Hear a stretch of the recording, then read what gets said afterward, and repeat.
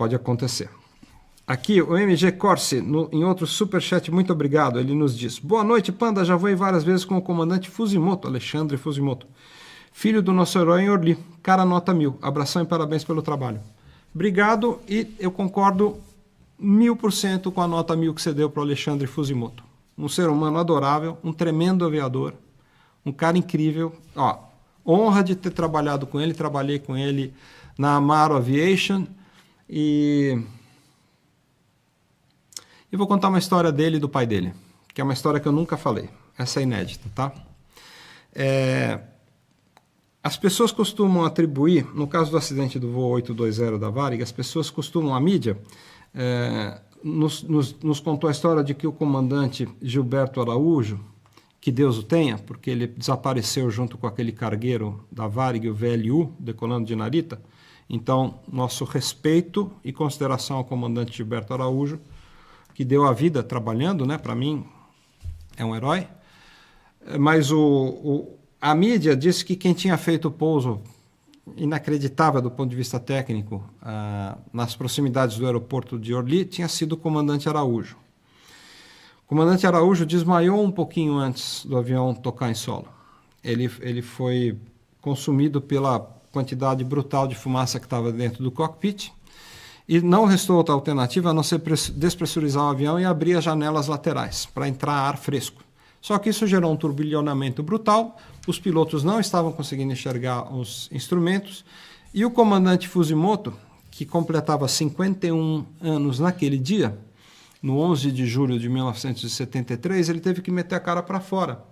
E ele traz um Boeing 707 para pousa num campo de cebolas, olhando para fora com a cara esticada para fora. É um pouso tecnicamente praticamente perfeito. Claro, o avião ele é severamente danificado, mas o fato é que se não fosse pela perícia do Fusimoto, a gente provavelmente não teria nenhum sobrevivente nessa tragédia do voo 820. Então, dito isso, né, o comandante Fusimoto, assim como todos os outros tripulantes, sofreram vários tipos de ferimentos, né? Seja na evacuação, seja pela ingestão de fumaça. O Fusimoto, na verdade, o comandante Antônio Fusimoto, né? Ele teve um impacto. O nariz do avião bate numa única árvore que tinha naquela plantação de cebolas e destrói o braço dele. Ele sai com o braço praticamente pendurado pelos tendões de dentro do avião. Isso é um cenário horroroso, né? Mas ele consegue se recuperar e tempos depois ele volta a voar. Só que o comandante Fusimoto, ele era famoso por alguns fatores. Ele foi um comandante da Real Aerovias. Quando da fusão Real e Varig, ele passou, claro, para a Varig e, claro, culturalmente, né, o pessoal da Varig ficava meio assim com o pessoal da Real e vice-versa. O Real eram os calças pretas, a Varig eram os calças azuis. Levou alguns anos para as empresas, para haver uma integração cultural. Mas o fato é que tinha muita gente boa na Real, o Fusimoto era um deles, e depois de algum tempo ele estava perfeitamente adaptado ao ambiente da Varig e era respeitadíssimo pela sua qualidade como aviador. Era um comandante de mão cheia, um piloto, um aviador natural, um cara assim que todos os outros pilotos que tiveram a oportunidade de conviver com ele respeitavam ele demais. Então, quando ele volta ao voo, alguns meses depois do acidente de Orly, ele vai pegando uma escala naturalmente, faz Nova York, faz Frankfurt, até que um belo dia deram o voo de Paris para ele, né? E ele recebeu a escala, falou, bom, uma hora eu vou ter que voltar a voar para Paris, né? Que foi onde eu sofri o acidente. E lá foi ele, pilotando um 707. E na medida que eles vão se aproximando do aeroporto de Orly, o rádio, a comunicação de rádio com o solo, chama o Varig e fala, olha, Varig, a gente gostaria de avisá-los que o voo de vocês vai ser escoltado. Vocês vão ser recepcionados por uma esquadrilha de caças Mirage que vão fazer uma formação em delta, voando na ala do 707, porque essa é uma maneira que a Força Aérea Francesa encontrou para demonstrar a gratidão e o respeito ao trabalho do comandante Fusimoto, que com sua perícia, bravura e sangue frio conseguiu evitar uma tragédia maior, porque o comandante Fujimoto colocou esse 707 nessa plantação de cebolas, numa região densamente povoada, né? Então foi um feito mesmo.